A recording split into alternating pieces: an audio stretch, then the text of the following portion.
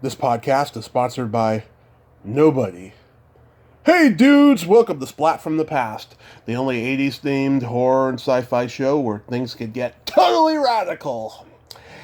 Now, today, I will be welcoming back my good friend, Terry Bolo, this is going to be her sixth time on the show. She's become a very dear friend of mine. She's coming on the show today. We're going to talk about the clusterfuck Academy Award ceremony this year.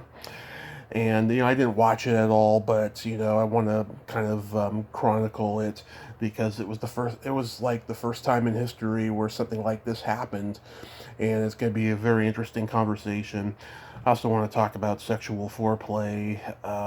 Terry has a fascination with Tinkerbell.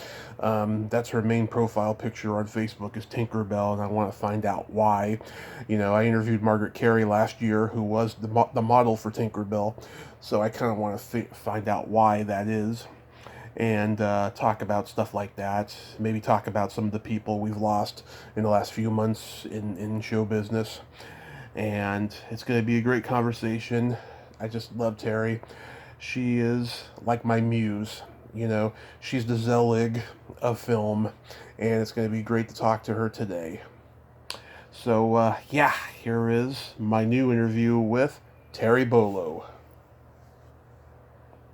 Hi, Tommy. What is up, Terry?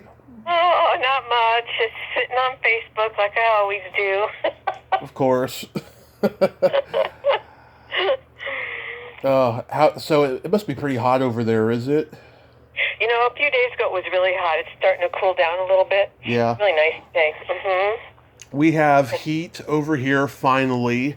The last 2 weeks it's been nothing but hot over here, which is the kiss of death for me because I'll tell you, the neighbors' kids camp outside my lawn, outside my bedroom during the heat.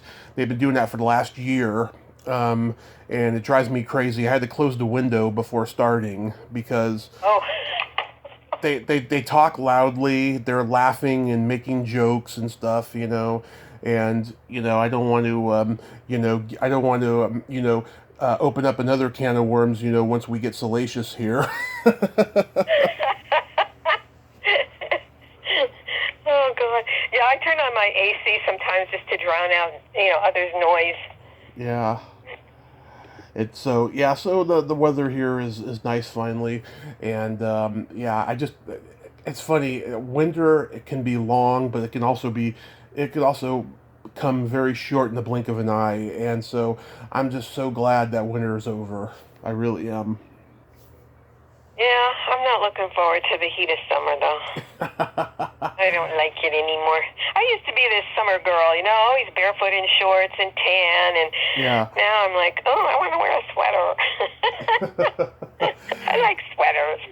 You probably see wrinkles and flab, and you're like, I don't want no one to see that. Not specifying, I'm just, assuming there. I don't want to show up this old lady's skin. So I did not watch the Academy Awards this year. I don't want to watch a Zoom call. How did you feel about it? Well, it was one of the least attended, but they've been saying that every year, so it just keeps going down and down. And it was a little more than a Zoom call.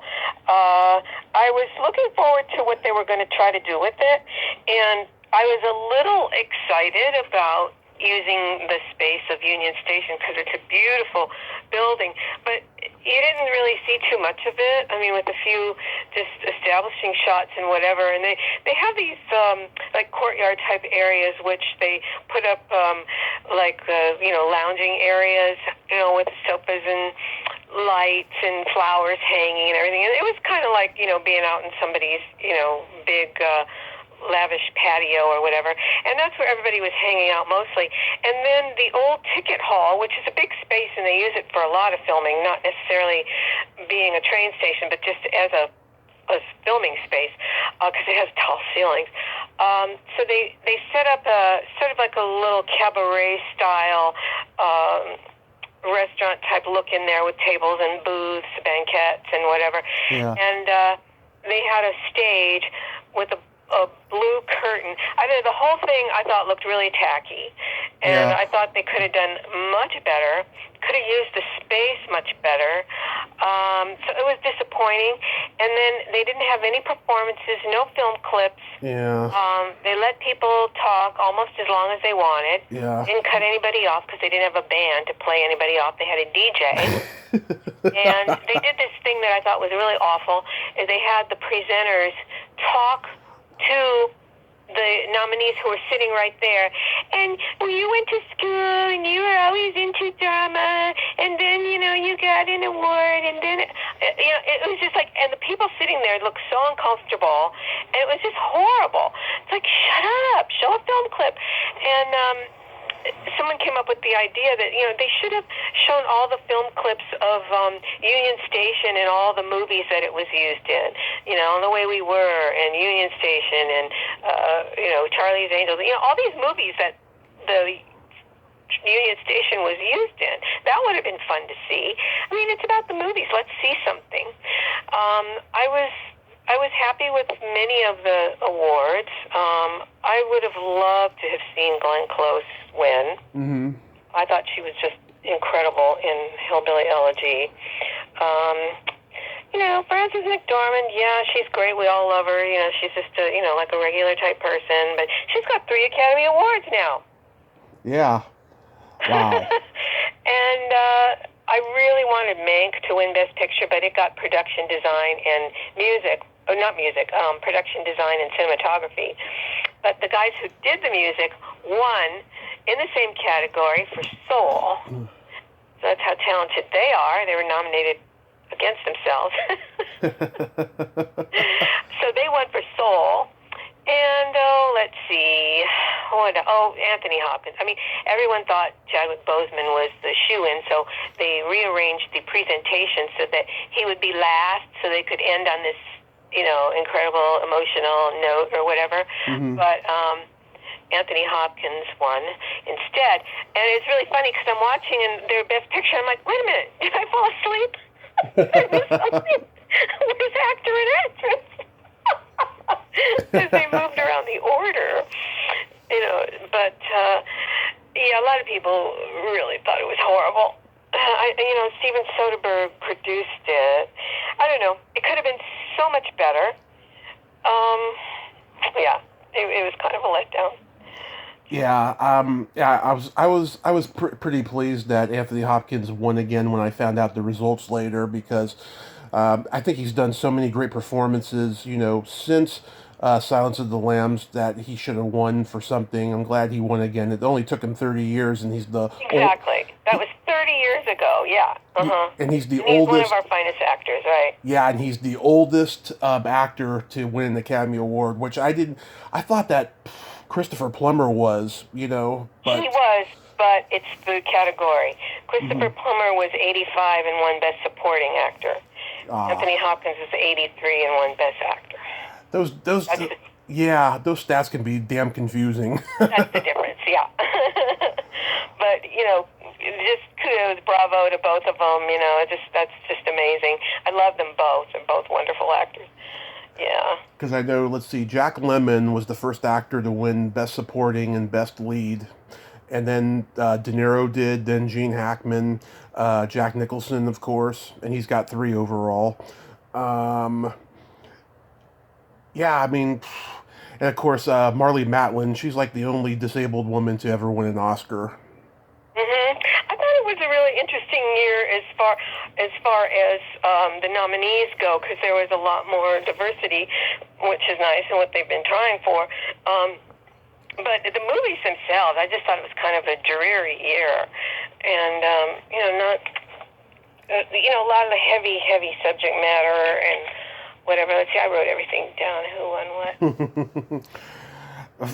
Frances McDormand, she is very brilliant, though, you know, and she doesn't really play the Hollywood game. I mean, she's married to a Coen brother, but she's like not like conventional, really. She's eccentric, is what she is. She is, and you know, she's made her whole persona, you know, work for her. I mean, look at the parts she's played. You know, she doesn't look like an actress. You know, she's a character actor who does lead roles, you know, and wins Academy Awards for them. Yeah. Yeah, and you know, for the Chloe Zhao winning Best Director for Nomadland. I mean, that was just incredible. The only second woman to only win Best Director, and the first Asian or, you know, woman of color to win Best Director. I mean, that's just you know, history making. It's just incredible. I was very, very happy for her. And Yeah. yeah, so a lot of them I think were pretty right on. Pretty much. I was disappointed that Rosamund Pike wasn't nominated for I Care a Lot. She was so evil and brilliant in that movie. Oh, I love her. Yeah. In that movie, it scared the bejesus out of me. I mean, I'm a senior now. Yeah. Oh, God, Terry, I would get a fucking bulldozer if that ever happened to you. I would. Seriously. Yeah. Oh my God. And I know for a fact that stuff happens because not only have I seen news reports since before that movie came out, but I also experienced it being in the disabled group homes. You know, the capitalistic bullshit that happens with the owners of those homes and shit. And you know, they're trying to, like, you know, make you stay forever and stuff. That's what they tried to do with me until me and my mom moved up here. Oh my God. Yeah. Yeah, so that was kind of scary. That was an interesting movie, yeah.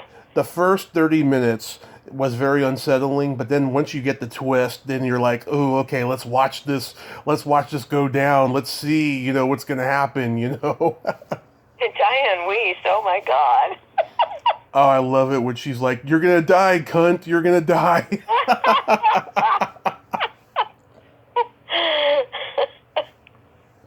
When she seemed like this sweet little old lady, you know, kind of a little bit ditzy, and then all of a sudden she gave that look. She gave her that killer look. Yeah. She, aside from a few wrinkles, she looks exactly like she did in The Lost Boys almost 35 years ago. Yeah. Yeah. She hasn't aged that much. Yeah.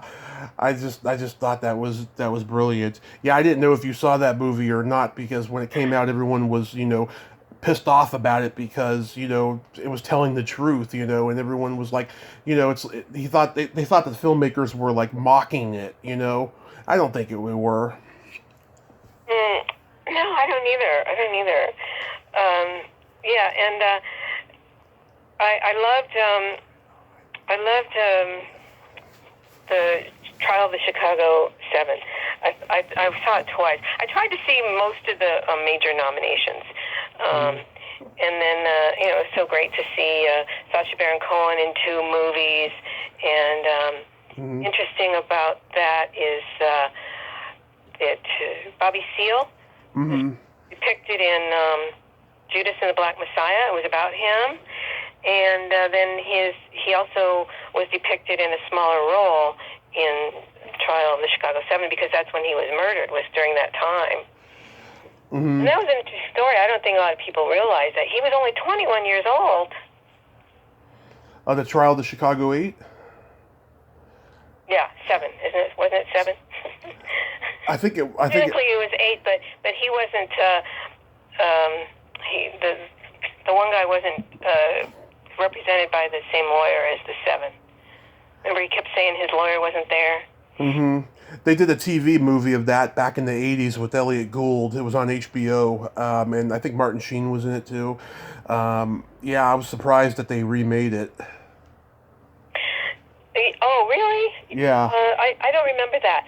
But I thought it was interesting casting, you know, with Eddie Redmayne as Tom Hayden, and it was just interesting to see that time depicted, and especially, you know, right after it came out, you know, around the time of the Capitol insurrection, and you know, those guys went to jail for 5 years for inciting a riot. Oh yeah, I know. It should happen right now with Trump, but we don't need to get into that. Yeah. Oh my God. So I read your blog about going to the Oscars in 1976, and I can totally see now why you changed your desire to be a star, because the hierarchy was so freaking amplified. You saw it right away. Well, it was very difficult. I mean, I always felt like everything was so difficult, and I always felt a little out of it. Like I didn't know how to play the game. Like I thought I was doing all the right things, and I could have been pushier. I could have worked harder. Blah blah blah. But I think there was a part of me, yeah, that sort of held back, from it all. And it's a dirty business. It is. It is. Yeah. And I'm happy that I participated, and I did a lot of stuff, and I worked on a lot of things, and for the most part, I had a really good time. I didn't make a whole lot of money, but I really enjoyed most of it. So I don't have any regrets really, because I don't think that fame is all it's cracked up to be. It's No. difficult, and so much of yourself is dished out, to other people, and you have to do certain things, and you're generating this whole, like, all these people are depending on you, and, it's like, there's a lot of pressure, and, all these actors that they just keep working and working, it's like, wow, good for them, they're like workaholics, they just have this, they can't not work, you know what I mean? And I'm more of a layabout. Yeah. I know, that's what... Yeah, there's all different types, and you people like we're talking about Diane Wiest. I mean, she's an excellent actress, but how often do you see her? Or, you know what I mean? Not everybody's just out there grinding it out. You know what I mean? Like Nicole Kidman. I mean, I swear to God, I started watching Tubi and Pluto, these free online movie things, and she's made so many movies that a lot of times, you didn't even hear about. Yeah. Like, she just keeps working and working. But, that was an interesting year, because I had known a couple of people that had got nominated, and then that year I attended, and then the next time I went was the year of Titanic, whatever that year was, 90-something? 97. And I was working it as a caterer. Yeah. So that's why I called it the piece upstairs, downstairs, because I was first an attendee and then a worker, a worker bee. Now, catering, was that the job you were doing you told me about where you sued them? Or was that later? No, that was when I was working at the visitor center. Okay. So you were working as a caterer. What did you do? Well, off and on, I burned out on the job a few times, but a lot of times it was really fun, but then it's physically hard work because you're on your feet a lot and everything, and I was starting to get a little older, and so it just gets harder and harder to do that kind of physical work. And so I burned out on it twice. I had to just stop for a while. But it's good, quick money. And, you can just call up, whatever agency you're with and say, I'm available these days or whatever, and they can put you on something. And, one day it was just like, I think I'll see, if there's any work. And I called one place, and they sent me to Harold Lloyd Estate, Green Acres in Beverly Hills. And they're saying, okay, so then this is going to happen, and then they'll bring this in, and then when the president comes in, and I went, the president? And they said, yeah, and I went, of the United States? And they went, yes. And so I worked this Barber Boxer fundraiser where Clinton was a speaker. Yeah. And, it's like, there he is across the room, and I remember I went to the bar to get some drinks for my table, and then they announced the president was coming in, and I wanted to get back to my table because it was closer to the podium. Right. And so I started to move, and there's this heavy hand on my shoulder, and this voice said, stay right there. And I'm like, whoa, okay. And it was Secret Service. When the president moves, nobody moves. So it's like I couldn't walk across the room while the president was walking in the room. Wow. And then he sat at a table with Steven Spielberg, and he was talking the whole time. Holding court, I say, well, he is the president after all. But yeah, so that was exciting. So, you never knew where you were going to be, and, so I was in a lot of beautiful homes, and, and saw a lot of celebrities and whatever. And then the year of the Academy Awards, it was like I was kind of excited, because I had already been, attended years before. I thought, oh, well, this will be interesting. And when I attended, it was at the Dorothy Chandler Pavilion downtown. And then when I worked it, it was at the Shrine Auditorium. Mm-hmm. Also downtown, but those are two large venues because it moved around a lot. It was at the Santa Monica Civic for a while, so it was in a lot of places before it finally moved to the Kovac, the Dolby. But that year, every caterer in town must have worked that night. I swear to God, just minions, tuxedo shirts and black bow ties.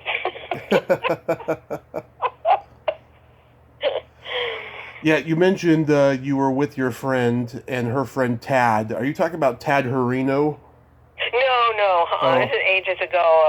A friend of mine who was married to a producer, she got the 2 tickets, and she gave one to me and one to her other friend, Tad. Not anyone that I don't think, or anybody. No, like someone I knew, a million years ago. Yeah. So we went together. I mean, I knew him, but. She gave us the tickets, and it was really, really fun. And I got to, we were sitting in the very last row, which I thought was interesting. Mm-hmm. Yeah, the very last row. And then, my friend didn't want to go because she'd been several times, and she just thought it was kind of boring, and she'd rather be at home in her pajamas. And after I attended, I could see why. And last year, some friends of mine got to go, and they were sitting there for a while, and they got bored and antsy and went into the cocktail lounge. So, you got tickets to the Academy Awards, and you're hanging out at the bar.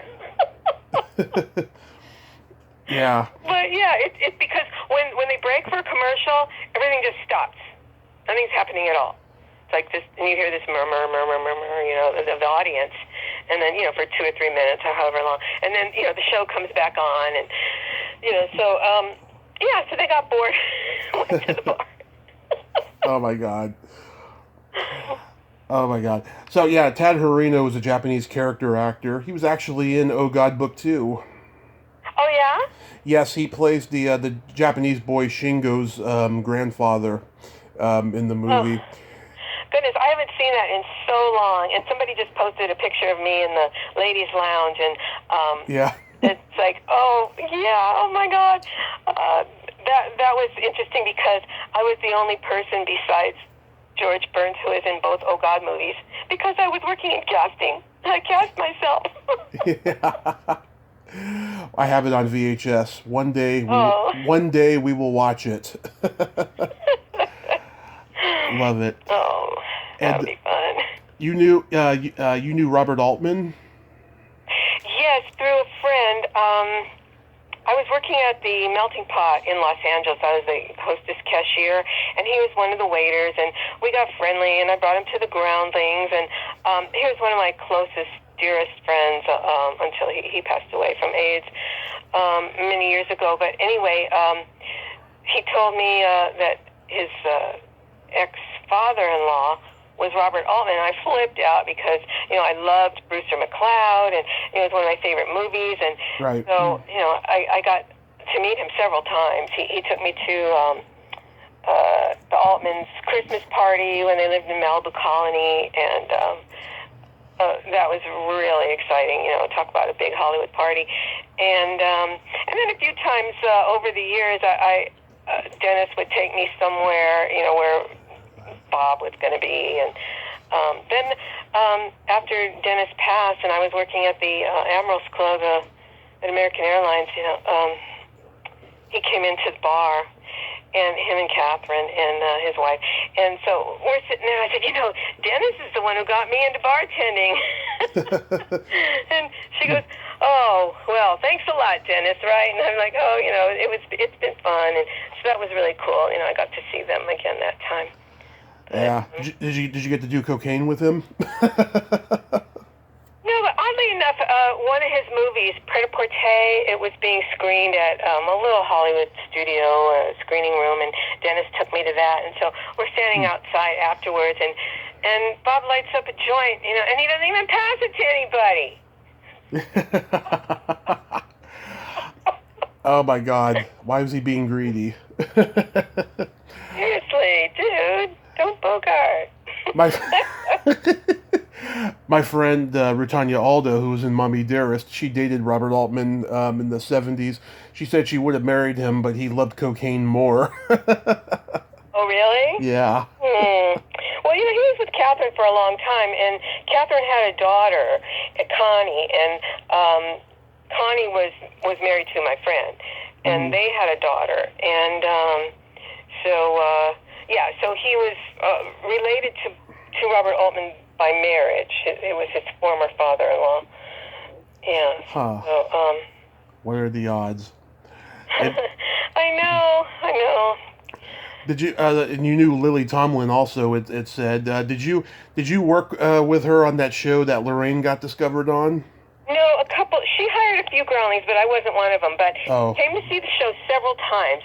She loved the groundlings, and when her and Lauren Michaels, were doing her special. Yeah. They hired several of the groundlings, and I think a couple people got their SAG card out of it, and but yeah, so that was, and then of course later Lauren Michaels hired Lorraine for the first Saturday Night Live cast.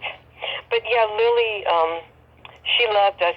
And later I got to work with her on The Incredible Shrinking Woman, and I think this movie, it's like no one really, remembers it very well, but it was like she shrinks because of being poisoned by household chemicals.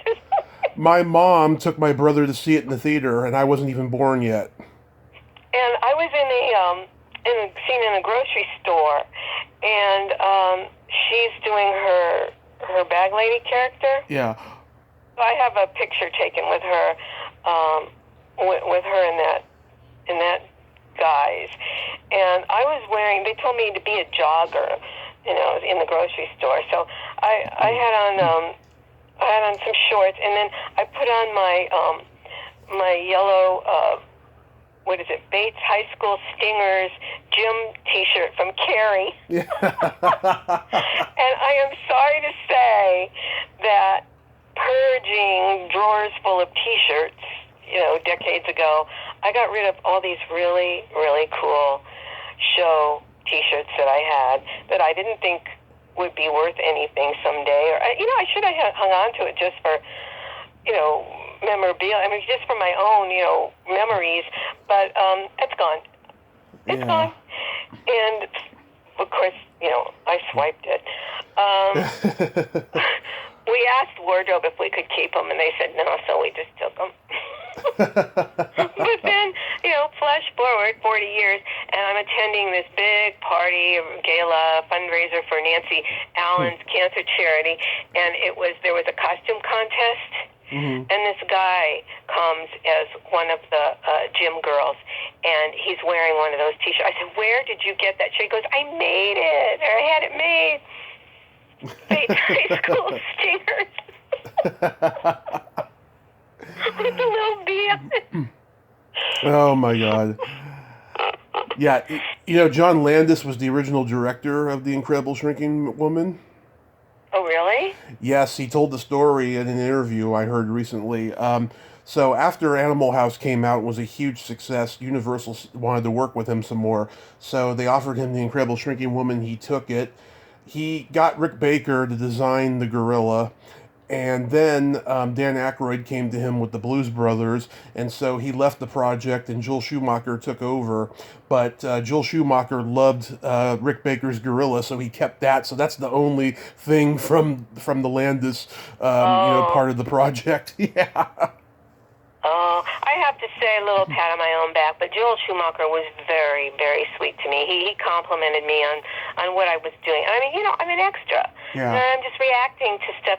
I think I do have like a kind of a close-up, but, he took the time out to compliment me. I mean, that really impressed me. And then years later, he just seemed like a wonderful, wonderful man. And years later, my yoga teacher, who always ends his class with, "You're living your dream, don't miss it." And he finally told the story of where he got that. And he was doing, I don't know, like building stuff, sound systems and stuff, inside people's houses and stuff. And one of them was Joel Schumacher. And he said something about he had to move the couch or it tipped over and all these pillows dumped over. And one, landed face up, and it said that on the pillow. You're living your dream, don't miss it. So he got that from Joel Schumacher. Wow. Yeah, I just got the first season of Saturday Night Live on DVD, and oh my God, you're kidding! No, I just ordered the second one last night. Wow. So Lily Tomlin's episode, I forgot how fucking hilarious that episode was, because they were still trying to find their niche. I mean, the Richard Pryor one that season was also pretty good, but the Lily Tomlin one was hilarious. And I forgot, we just lost Anne last month. Yeah. She did a commercial parody, and if I had remembered this, I would have asked her about it last summer when I interviewed her. She did a commercial parody where she's a housewife endorsing speed as an over-the-counter drug. I was on the floor laughing at how fast she was talking and that she was moving her hands really fast, getting the groceries out of the bag. Oh my God, it was so funny. And he didn't even need a camera trick to do it. Oh man, that show, when it started, it was just so groundbreaking. It was so great. People stopped everything they were doing. I mean, people stayed home on Saturday night. Yeah. We didn't have DVRs and, internet and all that. Yeah. Everybody was like, they would have watch parties. And, I can remember in the Groundlings, we would always, a lot of us would get together and watch. And then when Joey was on, oh my God, with David Bowie. Yeah. Joey shows up at the studio, and hi Lorraine, and she goes, Joey, what are you doing here? And he goes, I'm on the show. She didn't even know. Anne told me, and I heard Lorraine say it in an interview recently about the time Mick Jagger was in Jane Curtin's dressing room, rubbing her shoulders, and they were both mind-boggled by that. What was he trying to do? Because Jane was not that kind of girl. She's a real feminist, if ever there was one. Well, also she was married and she was very straight. I mean, everybody else was partying and drinking and doing drugs, and she, she'd go home and Lorraine said one time, she lives in upstate New York or somewhere kind of out of the city, and and she goes antiquing on the weekends, and this is when everybody else was wild and crazy party animals. I know. I know. Oh God, me and Ann, we had a good half hour almost talking about those National Lampoon Saturday Night Live days. Did you listen to it? I haven't. No, I'm behind. Yeah, I'll have to queue it up and listen to that one. There's a couple more that I missed that I really meant to listen to too. Yeah, like Tracy. I just talked to her last month. Oh yeah, I listened to Tracy's. Yeah. Yeah, I think the sound on her end was a little dull, but I think it was a very good interview. I had a good time talking to her. She's so damn smart. I was so impressed by how smart she is. Yeah, and she's one of those. It's like everybody knows her. She knows everybody. Mm-hmm. I know.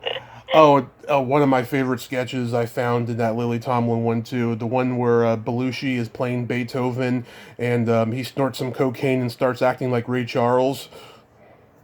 Oh. Yeah. I remember that one pretty well. Yeah. Oh my God. God, I can't believe they got away with it too. Oh, there was some racial slurs said in some sketches that I was just like, oh my God, I forgot about that. Yeah, stuff you couldn't get away with today. Yeah. Really, it's true. But just in general, there was a lot of stuff you couldn't do today just because I don't think audiences would get it. Like Franken and Davis, you see that Pong game and they're having a funny conversation during it, like they're playing tennis. Like I don't think anyone would get that today. Right. That was very funny. Yeah. They did quite a number of Brilliant. those. Yeah. Yeah. You said before about working at the melting pot. Is that the fondue place you worked at?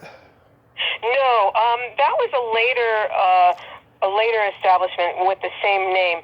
But the melting pot was on Melrose and La Cienega, and it was this little wooden building, and they had a little outdoor patio, and inside it was all wood and flowered fabric on the walls, and all the tables were mismatched wooden tables and chairs, and the guy who started the restaurant, he sort of ripped it off from Jim Baker. Is that Jim Baker? The Father Yod, the Source family. Did you ever see that documentary? Jim Baker was a televangelist. Well, yeah, but I think this guy was called Jim Baker too. Father Yod, the Source family, the Source restaurant. Anyway, he had 3 restaurants on the Sunset Strip: the Aware Inn, the Old World, and the Source. Mm-hmm. And the guy who started the Melting Pot, I think, worked with him, and he sort of took recipes and decor ideas and stuff world and started the Melting Pot. We had a melting pot fondue place in the Bay Area. It just closed down in 2018. I was so devastated because I was there when it first opened in 2007. I had just come back from living in Arizona for a very brief time, and I had friends who were working there. And then once I got my bar job, they started coming in and hanging out. I was pretty tight with them for about a year, and then my friend ended up getting fired because he was privy to some embezzlement going on with one of his coworkers. So he knew about it, right? They were having a conversation, and one of the managers overheard it, and he got fired as a result of it. Apparently, what was happening was his coworker was taking tips off of the credit cards and keeping it as his own somehow. He was very crafty at it, this guy. And I knew the guy too. I hung out with him. He was shady. He did some shady things. In fact, I'm talking to a friend later who used to hang out with him too. She was in touch with him long after he was out of the picture and stuff. So I want to find out what he's been doing because he's not on Facebook anymore. Well, that's really shitty. Yeah, well, in this day and age, you can actually kind of get away with it a little bit more. Things have advanced, with technology of the credit card stuff.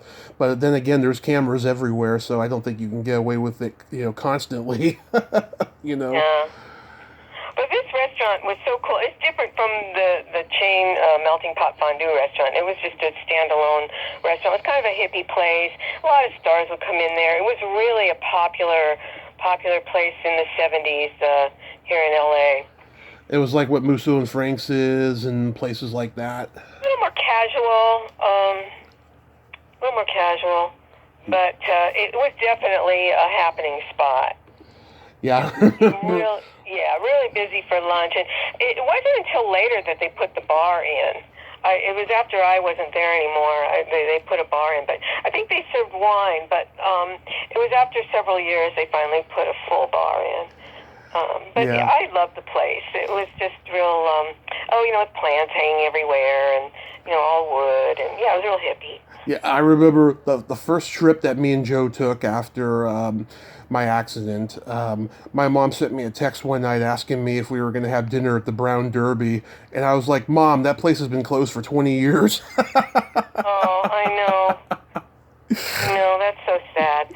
It's like the places that we remember of old Hollywood. It's like, it would be so cool if they were still around.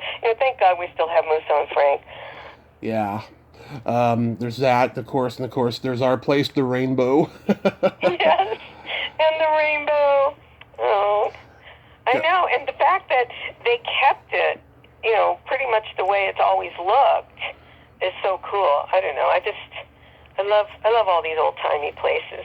Yeah, I think there's going to be an outcry. I mean, I heard the Comedy Store is finally opening back up again.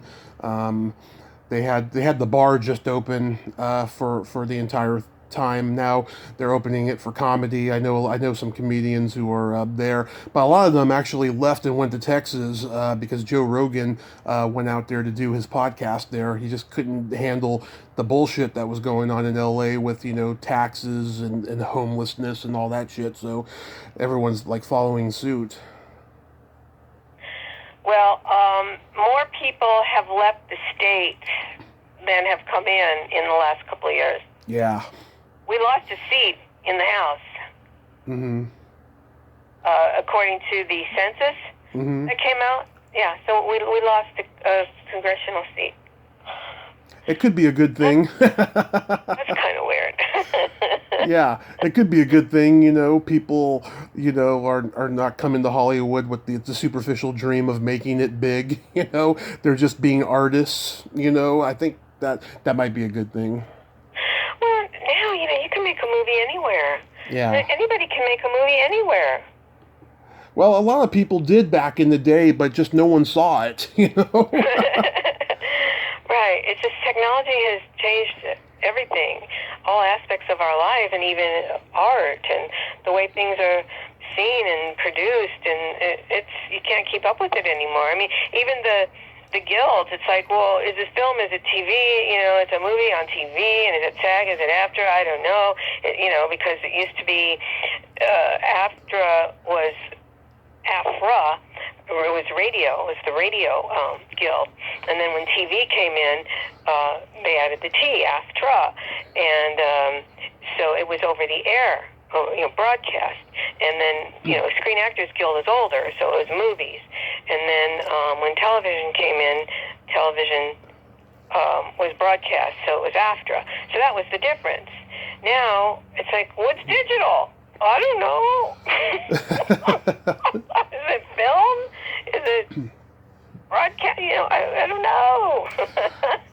I've talked to a lot of filmmakers and actors who were in a lot of low-budget horror films that were shot in, like, Colorado and Texas, that were, like, non-union films back in the 70s and 80s, and they said, oh, if you think that shooting a local horror film is not stressful, you got another thing coming. It's just as stressful as it is in Hollywood, because it's survival making it and then selling it to a distributor and being told cut this, cut that. It's just as much of a headache as it is if you were working in Hollywood doing it. Oh, certainly, if not more so. I mean, yeah, there's a lot of pressure, time, money constraints, and whatever in big productions. But when you're working on a shoestring, and you only have a certain amount of time someplace, and you got to get it, and or you only have so many days allotted. I mean, I remember one time working on a student film, and we worked for 20 hours. Wow. 20 hours. For a student film? That could never happen, wouldn't be against the law, but that would never happen in a regular movie. But they had to get it. They had to. They wouldn't have the equipment. They wouldn't have. So there can be a lot of stressors, definitely, in low budget stuff, and yeah. Was that the early 70s? Yeah. Wow. That's crazy. So I talked to Carol before you, and we had a very interesting conversation. We spent a half an hour talking about masturbation, right? Oh, God. Because May is International Masturbation Month. A lot of people don't realize that. Oh, I didn't realize. Yeah, the gay community started that in San Francisco in '95 when Dr. Joycelyn Elders was fired from the Clinton administration because she wanted to put masturbation in the sex ed curriculum in the world. Yeah. I remember that. Yeah. Yeah, being the hypocrite that Bill Clinton is, he fired her. I guess he wanted blowjobs in the curriculum. Who knows? But. So yeah, she really opened up to me in that interview and stuff. She told me about some abuse that she had when she was a kid that I wasn't aware of and stuff. And then we spent a half an hour talking about a couple movie roles of hers and some of the comedy greats that we lost recently and stuff. We talked about David Lander, and it was a really good interview. I think it was the best one that we've done. Yeah, she's a great gal, and I remember her so well. from the Groundlings, and how much fun and how funny she was. And she's one of those Hollywood kids, grew up with an actor dad, and in Beverly Hills, and there's this whole contingency of kids, of people that I know who grew up in Beverly Hills, and either were sons and daughters of stars, or lived next to them and knew them all and went to school with them all and whatever. That's a whole interesting little community there, with people like Richard Dreyfuss and Lynn Stewart and Albert Brooks and Lorraine and Albert Brooks. Other people that are a little older too. Yeah, Albert Brooks and his brother Bob Einstein. Mm-hmm. Einstein, right? Yeah, all those Beverly Hills kids. Yeah, she told me she went to see the Beatles at the Hollywood Bowl with Rob Reiner's sister. Oh yeah, Rob Reiner. Yeah, he's one too. Yeah, and oh my God, I worked on. I worked on Spinal Tap, but I got cut out. Yeah. So did a lot of other people. It wasn't because my performance wasn't good or anything. It's just they had footage for 10 movies, But anyway, so I'm working with Rob Reiner one day, and I said, "Oh, I was talking to my friend Tracy, and she said she remembers you. You guys went to Beverly High together, or probably they probably went to grammar school together." She says, "Yeah," and I remember she was telling me that you guys used to eat your cereal together in your pajamas. And then he does this Groucho Marx impression. Goes, and how the cereal got in my pajamas, I'll never know. It's like I totally set him up for that, and he plucks this Groucho Marx line, out of the ether. I mean, I laughed so hard, I couldn't believe it. I said, "Oh my God, I really set you up for that one, didn't I?" Yeah.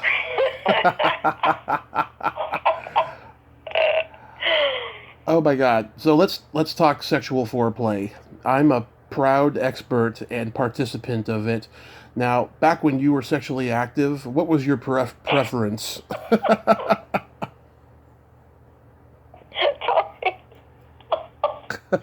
when I was sexually active.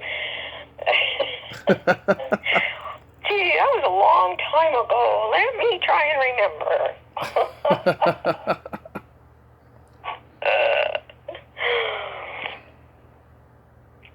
What was the question? What was your preference of sexual foreplay when you were active? Oh, Tommy, I don't really want to talk about that. Okay. We could skip it.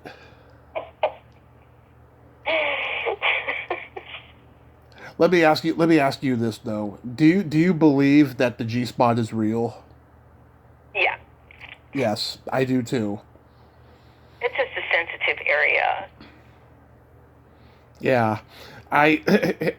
People ask me all the time, how do you know it's real, and how do you know that you're not hitting something else there? I was like, because I know I'm not directing traffic. I feel that wet, spongy area,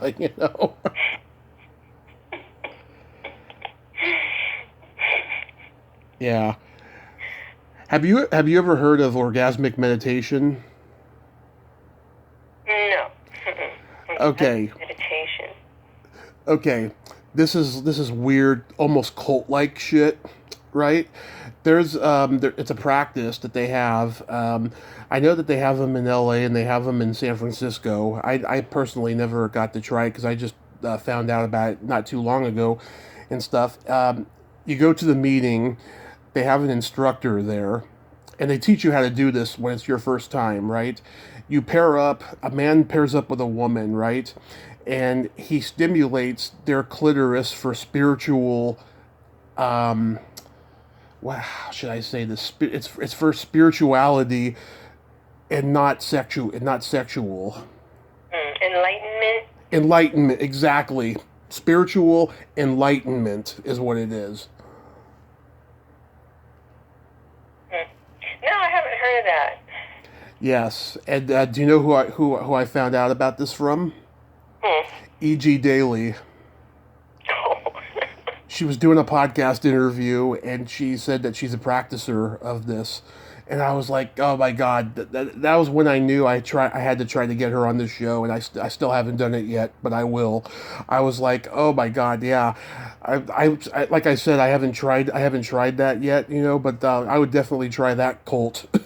and I'm anti-cult in terms of, joining cults. Cults. I first met her, let's see, when she was 3 years old. I went to junior high school with her sister. Mm-hmm. Her sister's an artist, and then years later, I hear that her little sister is an actress, and I actually worked with her on Streets of Fire. Mm-hmm. Yep. And then we were both in Pee-wee's Big Adventure, but we didn't work, at the same time. But and I ran into her recently. Laurel Canyon was having this Love Street Festival right behind the Canyon Country Store, and she was performing. So I chatted with her a little bit about Paul and Pee-wee, and between her set, asked how her sister was, and they're practically lookalikes, but they're like 10 years apart. 10 years apart. Yeah. What I know that you like that movie Streets of Fire, but I didn't know you were in it. What did you play? Oh, I was one of the kids. They were called the Richmond Kids. It was the part of town that we lived in, and we shot at Universal. Yeah. And we shot day for night. It was a big one whole street that they had all distressed and had a big black tarp over it, and we did all these night scenes, a lot of night scenes, and then the scenes in the performances were Diane Lane was the singer. Yeah. Mm-hmm. And so we were a lot of, the fans in those scenes. And that was a really fun time. I worked on that a lot. Let's see, Lee Ving was in it, and Willem Dafoe. Rick Moranis, Ed Begley Jr. Rick Moranis. Bill Paxton. Was in it, and whatever happened to Michael Pare? He was so cute. He's my hero growing up. He's a B movie star, mostly these days. I know some people who've worked with him the last couple of years, and he was a very talented guy. He did this great movie with Nancy Allen called The Philadelphia Experiment. It was a science fiction movie. Yeah, I love that movie. And let's see, who directed that? Stuart Raffle. No. Streets of Fire. Oh, Walter Hill. Oh, yeah. Walter Hill. Well, one day Warren Beatty came to visit the set. It's like, whoa, oh my God. Because they were talking about Dick Tracy. It's like, I hear that Warren Beatty takes a long time to develop his projects. It's like he'll talk about stuff. Anyway, he visited the set one day, and it was pretty exciting. And, Robert Townsend was one of the there was a black group in that movie, and I forget what they were called, the Five Somethings, I don't know, Heartbeat. Yes, I actually interviewed one of them, Stoney Jackson. I can't remember the name, but they did. Yeah, I remember him. Yeah. And Robert Townsend, I read later in an interview, said that he would ask Walter Hill for all his, ends, of film. Mm-hmm, yeah. And that's what he used to make Hollywood Shuffle. Yes. Oh my God, I've interviewed what's her name, Lisa Mendy, who was the lady with the ugly baby on Seinfeld. She was in the Hollywood Shuffle. Yeah. Yeah. Oh my God. Yeah. See, so I worked on a lot of really fun, interesting things. Did you know that when Streets of Fire was being filmed on the Universal lot, other days they'd be filming Gremlins there? Really? On the same set? Yep, on the back lot of Universal, where they also shot Back to the Future a year later. Yeah. And that would have been funny if you had been in Gremlins. You'd probably be trying to pet them because you're so loving. Yeah, I probably would. Back to the Future. I worked on that just as a pedestrian walking around the town square area one time. A friend of mine got me on it because he was standing in for Michael J. Fox. Oh my God, every time you're on here, you come out with these stories that I didn't even realize that you were in stuff. It's so crazy. Back to the Future is my favorite movie. Yeah, it's my favorite movie of all time. Oh, yeah. Oh my God. I remember last time we talked about you were in the porn shop in Armed and Dangerous. Yeah. Oh, I forgot about what that. I forgot what that was called. Yeah, I had to Yes, ask you. it was Armed and Dangerous. I'm supposed to interview the gay biker in that scene soon, Seth Kaufman. He left Hollywood not too long after that. He did a couple movies in the '80s, and yeah, he said he went through a lot of turmoil and stuff that he doesn't mind sharing with me. It's just his schedule is so busy at the moment. But yeah, I mean, I went and I watched that scene, you know, and I was like, oh, I see Terry because I recognized the biker chick hair from Pee-wee's Big Adventure. Oh my God. Yeah, I have to write these things down when I remember, because I can't just sit there and list everything. You know, I have to be talking about something, and then something triggers the memory. You know, Armed and Dangerous. Plus, your IMDb is incomplete. I know, because I don't know how to do it. Someone did it for me, and I kind of don't care. But yeah, it is very incomplete because I've worked on so many things, but I can't think of them all. Wow. Like I said, I have to wait till something triggers the memory, and then I'm like, oh yeah, I worked on that. Yeah, that's crazy. Oh, I saw something on YouTube recently that was hilarious. Did you ever see John Paragon hosted a show that lasted a short time called FTV? Was it called what? FTV. F? FTV, yes. Instead of MTV, it was FTV. Oh, Oh, I don't remember. Yeah, this is 1985. It was a syndicated music show. He'd be going out there as a Latin lover with a big old Elvis pompadour. Oh. With a Spanish. Oh my God. That character. With a Spanish accent, yes, and you know he would introduce musical acts. Ramon Azteca. Ramon, yes, he's playing Ramon. And he would introduce musical acts that were in the audience, and the shtick would be that they were trying to hang out there, keep a low profile, and then he would, like, you know, embarrass them. And I saw he had the Bengals on there, right? And the Bengals are my favorite band from the 80s. And he was, like, asking them for their names and flirting with them. Oh my God, it was so damn funny. The guitarist Vicky Peterson, she's like, "Is that thing on your head malignant?" Oh my God! Oh, he used to do that at the Groundlings, and Yeah. He had this one line I remember. Well, you know, you have to picture, of course, that to our listeners, this big, giant pompadour. Yeah. You know, and he says, "Some women love to run their fingers through their men's hair. My women like to sit on mine." oh yeah. And then he'd have all this. His shirt would be open with all this fake chest hair glued on, and he would pull it off and like throw it out into the audience. He says something to Susanna Hoffs in Spanish, and then says, "Translation: Meet me in the Cordoba." And she's laughing hysterically. She cannot keep a straight face the whole time. Oh God, he's so funny. He is. Yeah. I hope he makes a comeback someday. He's just friggin' great. He really one of the funniest improvisers, yeah, ever. Yeah, that's why him and Paul work so well together. So, what's your? I've been meaning to ask you this every time we talked, but I always forgot to write it down. What's your fascination with Tinkerbell?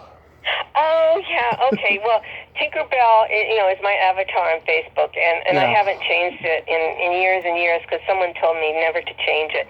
So, okay, who doesn't love Tinkerbell, right? Mm-hmm. You know, it's like everybody loves Tinkerbell. And let's see. Oh, I was working on designing women, and I was working with Julia Duffy, Right. and she was new on the show, and Dixie Carter's character was talking to the other women about the new person that was coming into the design studio, right? Mm-hmm. And then she said, "She looks like Tinkerbell," and I thought that was so cute, you know, because like Julia's, you know, this she's petite and blonde, and so I was telling somebody about the line and how it cracked me up, and it was just so perfect. And Julia should play Tinkerbell, and I was saying, with her blonde hair and her big eyes and her little nose, and stuff, petite. And someone says, that sounds like you. Well, I was Julia Duffy's stand-in, and so it's like, oh, okay. And then I always liked her. She has. She's a real tiny and everything, but she has this kind of badass attitude. Right. It's like Tinkerbell. She's like a little dog. How the little dogs always bark the loudest. Well, Tinkerbell, she has this kind of don't fuck with me attitude. Mm-hmm. And so I thought that was, kind of like me. And it was years ago, Facebook had this thing where you change your avatar to the celebrity you most look like or identify with. Yeah. And I couldn't decide. Haley Mills or Tinkerbell? Haley Mills or Tinkerbell? Because people used to tell me I looked like Haley Mills when I was a kid. So I decided on Tinkerbell. And then one of my Facebook friends says, oh my God, I love your avatar. Don't ever change it. It's so perfect. It's so you. So I've never changed it. Pollyanna. Yeah, I am. I'm Pollyanna too. So yeah, I couldn't decide, but I finally went with pink. Did you hear my interview with Margaret Carey last year? Yes. Oh my God. Yes. One thing I wanted to do, and maybe it's a good thing I didn't do it. I wanted to bring up to her that episode of Beavis and Butthead where Tinkerbell is on it. Oh my God, what happened? Okay, so in the episode, they want to figure out why boys wake up with erections, right? So they decide they're going to stay up all night, but then they fall asleep. And when they fall asleep, Tinkerbell comes out of the TV, and she, lifts up their shorts and starts giggling. And then she flicks her wand, and then they wake up with erections. Too fucking funny! Oh, I love it! I'm gonna send you that video. It's on YouTube. I'm gonna send it to you. Perfect. Because I love Beavis and Butthead. Really? I have seen. My dad and we used to drive my mother crazy watching them and quoting them and doing the laughs and everything. Oh my God. I think my mom is happy that the show's not on anymore. Oh, well, speaking of imitating them, I read somewhere that when Johnny Depp and Marlon Brando were working on Don Juan DeMarco? Don Juan DeMarco, yes. They would do Beavis and Butthead for each other to amuse themselves between setups. Mm-hmm. Can you imagine Johnny Depp and Marlon Brando doing Beavis and Butthead? I'm not. Yeah, it'd be hard to imagine, but also at the same time, no, because Marlon Brando was very hip to what was going on. When he made his last movie, The Score, he called Frank Oz Miss Piggy. Oh my God. Yeah. What a scream. Oh, but that, scenes we'd like to see, right? And then one time when I was working at the bar, Mike Judge came in. Mm-hmm. And it's like, oh my God. And so I said, are you Mike Judge? And he goes, yes. I went, I love you. And I think I made him uncomfortable. Really? And I felt kind of bad, but, he didn't know what to do or say. And I said, I really miss the boys because Beavis and Butthead had been taken off. Yeah. Here at that point. And he goes, yeah, I do too. But then, of course, he went on to do many other things. He's so brilliant. I love his humor. Yeah, he is. They shot the Silicon Valley pilot not too far from me in Palo Alto when I was in Palo Alto one day, and the pilot was being shot, and I was about 100 feet away, and I see the camera, I see the extras, everything. I was just like, wow, that is so cool. I wish I had known about the casting call. I would have been, an extra, because I had just been an extra in a pilot that was shot the year before that did not get picked up. I don't even think it aired. They never told me the name of it or nothing, but I was in the background singing a Meatloaf song in karaoke. Well, that show, I watched it, but not a lot of, because I don't understand all that, computer stuff, but I thought it was really, really good and so brilliant and such a great cast, and my friend's kid was in it, Martin Starr. Yeah.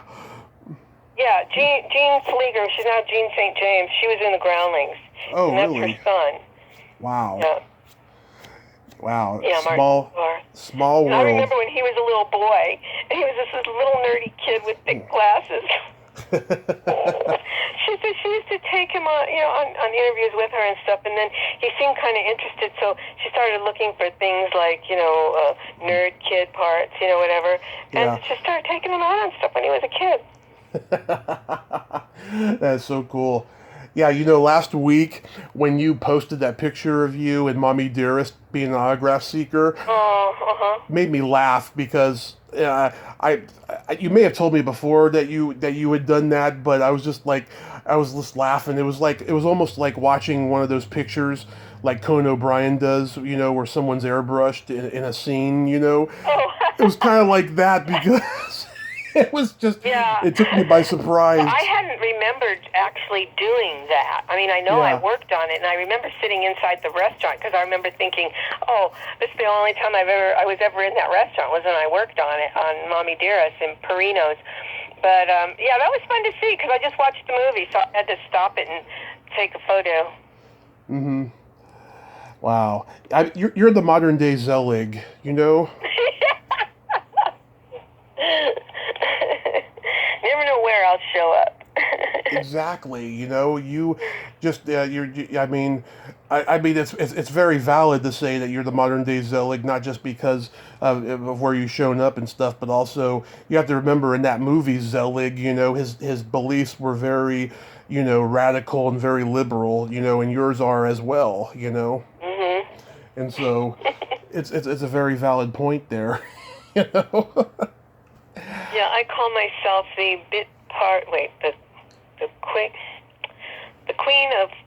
Queen of the bit part. Yeah, the queen of the cult film. I don't know. I keep messing it up. Bit part queen of cult films. Yeah, that's it. Bit part queen of cult films. Exactly. Oh my God, that's why I've told you got to write a memoir. Well, I got my blog, and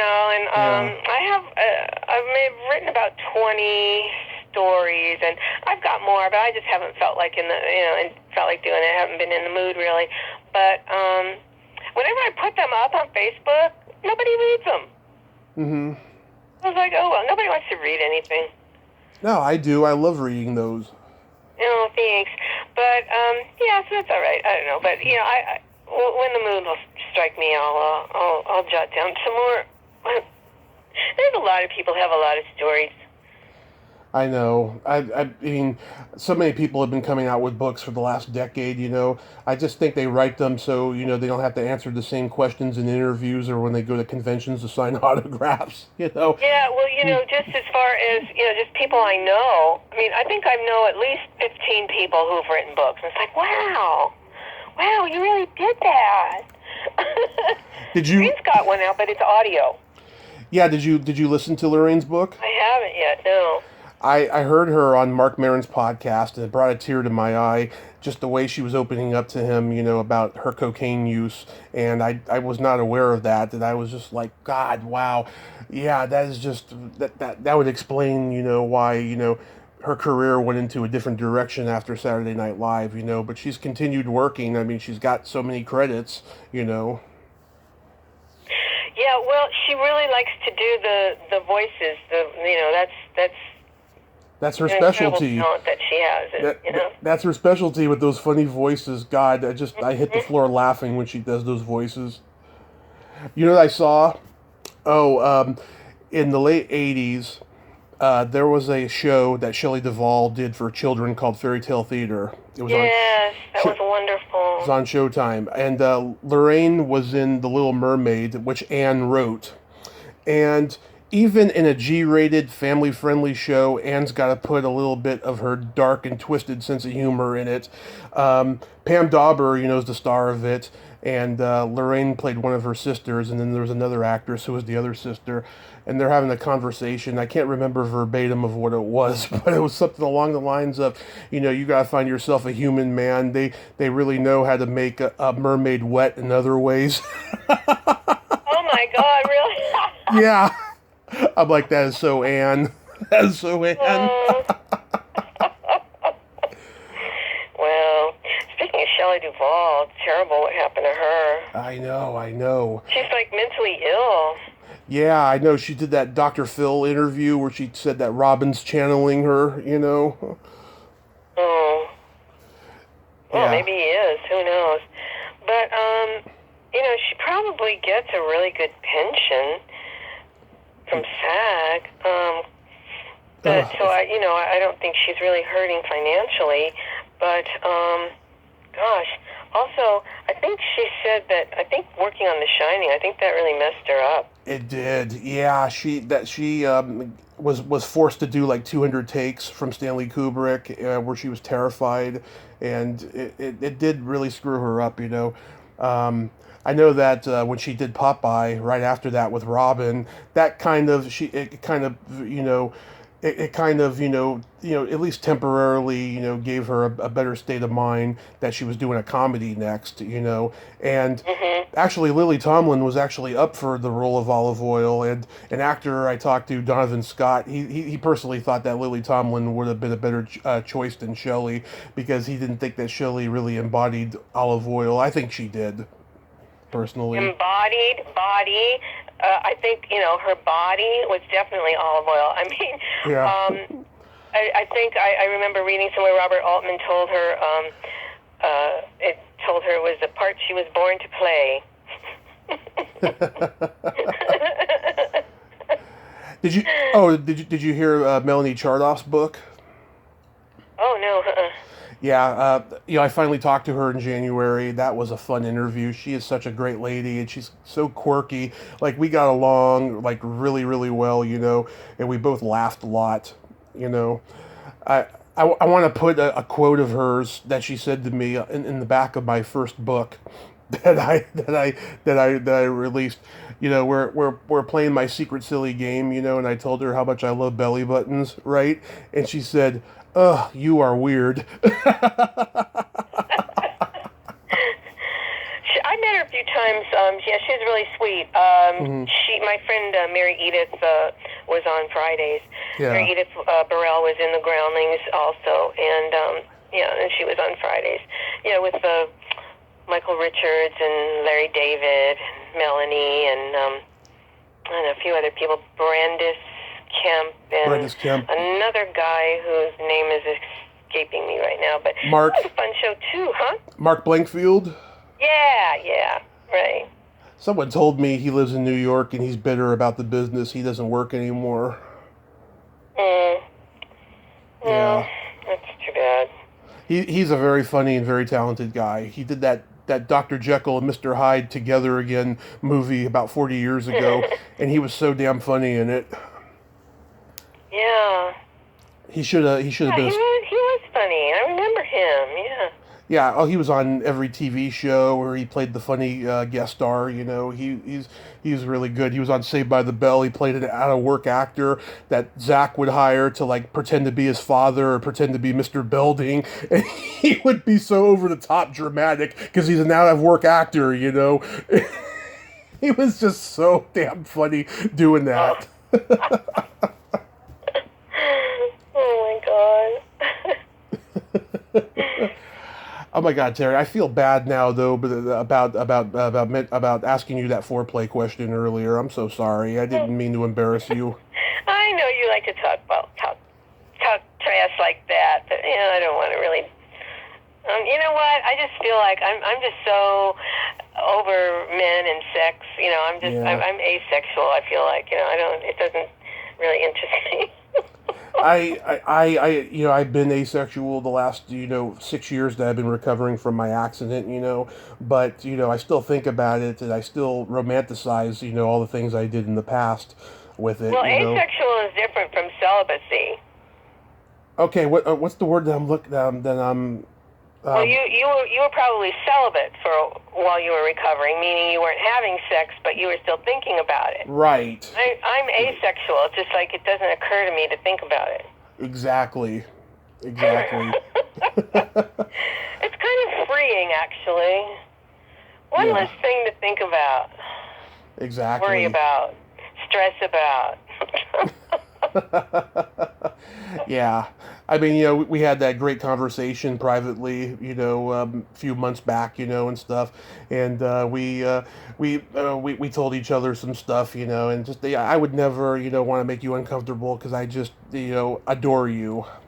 Thank you, darling. You're sweet. No, it's all right. I understand. 'Cause I know you, and it wasn't your intention to make me uncomfortable. I know that's just what you like to talk about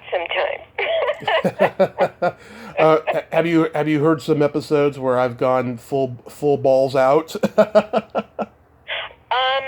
No, I know you always either stick in, no pun intended, stick in a dirty joke or a off-color remark or a probing, question. So I know you do that. Always, yes. That's the Gemini Well, I in me. listened to your Teddy Neely one, which I really enjoyed. Oh yes. Oh my God, that was a great interview. I was What a cool guy. I was pretty nervous, let me tell you, because a man who is so associated with playing Jesus, he's got to be Jesus, right? So I was just really nervous, like, I feel like, I'm going to have the power of Jesus in me during this interview, and I hope I don't fuck it up. He just seems so cool. And you know what? I remember I met him a long time ago. I was working in casting on Days of Heaven. Right. And we interviewed everybody in town. And when he came in, I was so excited, to meet him. And so then listening to him again, he was kind of reminding me of Matthew McConaughey, who I adore. And it's like, they're both from Texas. They're both cool hippie guys from Texas. I like him I like Matthew McConaughey as an actor. Don't like his Trump stance, but he is a good actor. Yeah.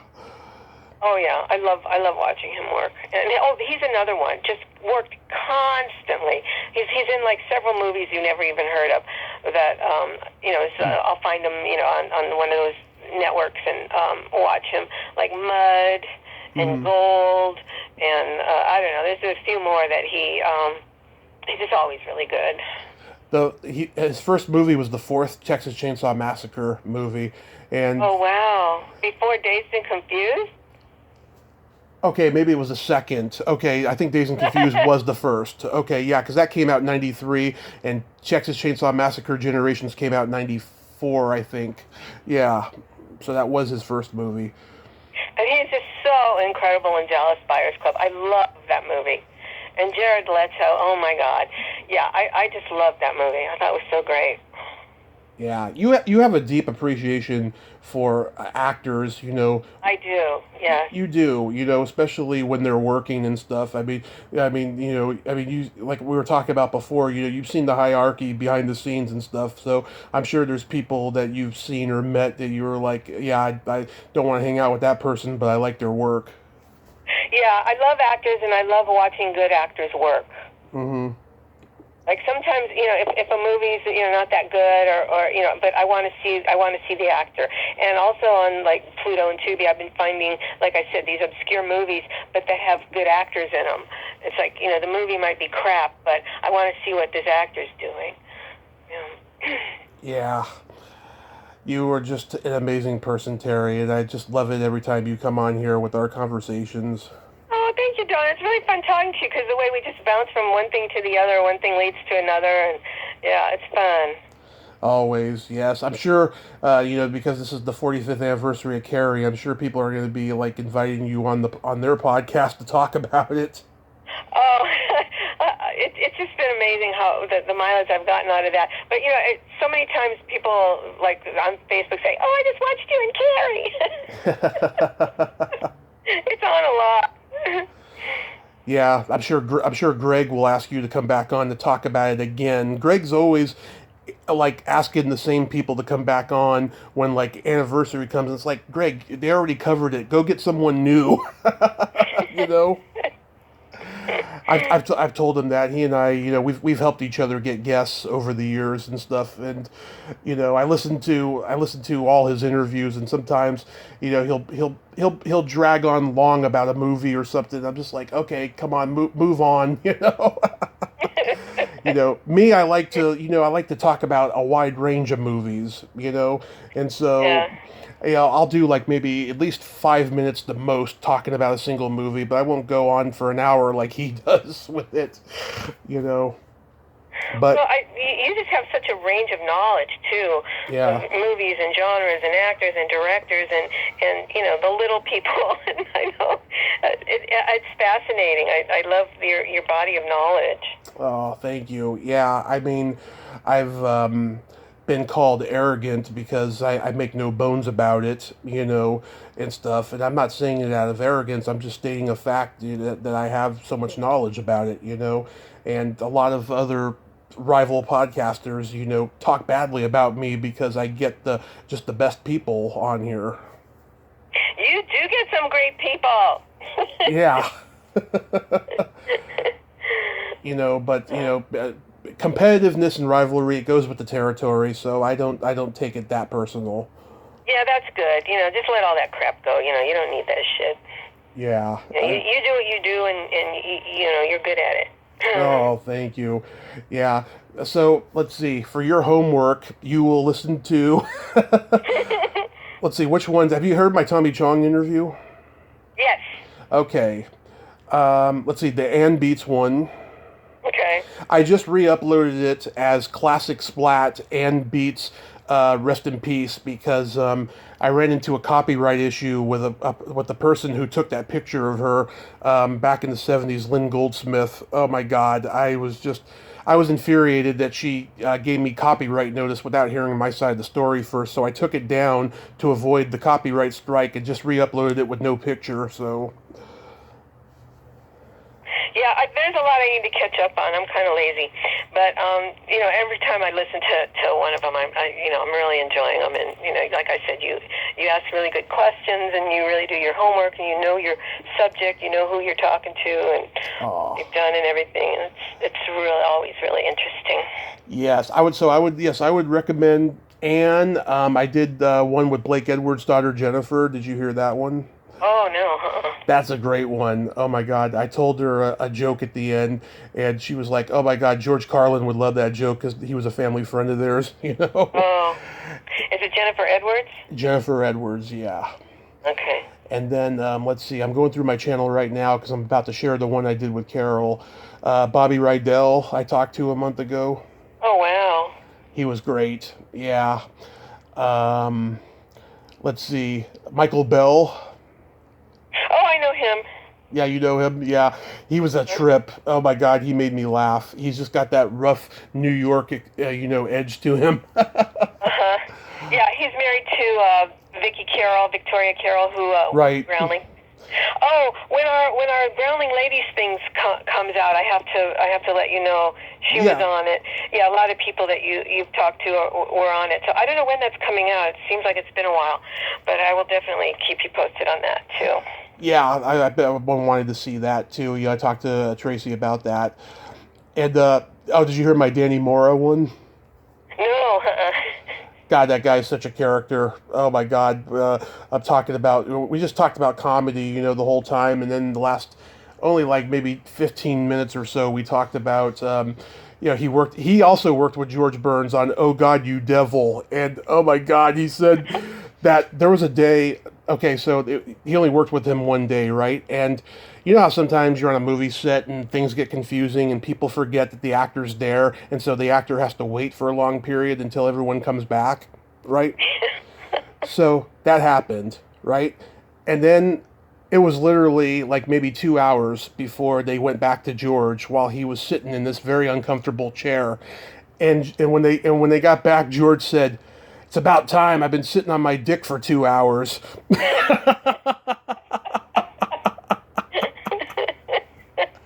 People have told me he had a potty mouth when he wasn't doing comedy. Oh, really? Yeah. Oh, God. So yeah, so there's so many good ones to choose from on my channel, and I hope you enjoy them, Terry. Yeah, I have to scroll through and catch up. So I don't know when I'll be in LA again and stuff though, but I miss having lunch with you and talking, and we'll definitely get to do that when everything turns back to normal. I hope soon, within a year. Good. Yeah. Yeah. That'll be fun. It'll be good to see you again. Yeah. Oh, and your birthday is coming up. You have any plans?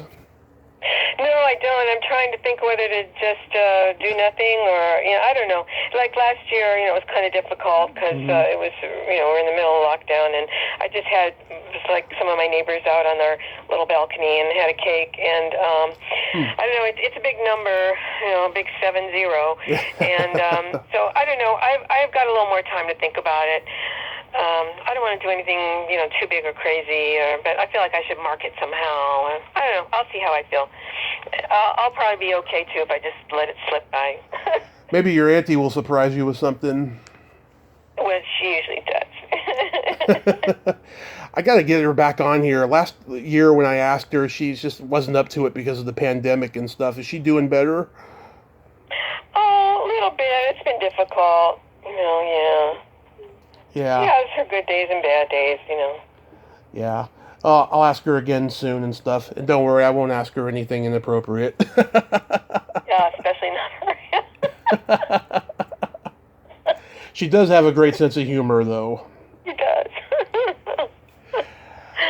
All right, Terry. Well, you have yourself a great rest of your day. It's so good talking to you and stuff. Thanks, sweetie. We'll have we'll have a private convo soon. All right, honey. Okay. Talk to you later. Talk to you later. Bye-bye. Bye. Well, there you have it. Terry Bolo. Ain't she a sweetheart? I love her. I'm so proud to be friends with her. I just adore her so much, and I'm glad we got to talk today again. And I hope a lot of you enjoyed it, as we covered a lot of wide range of topics about entertainment and even a little bit of sex there. Well, until next time, this is Tommy Throwback Kovac saying, there's no shame in living in the past, because the present sucks. Later, dudes.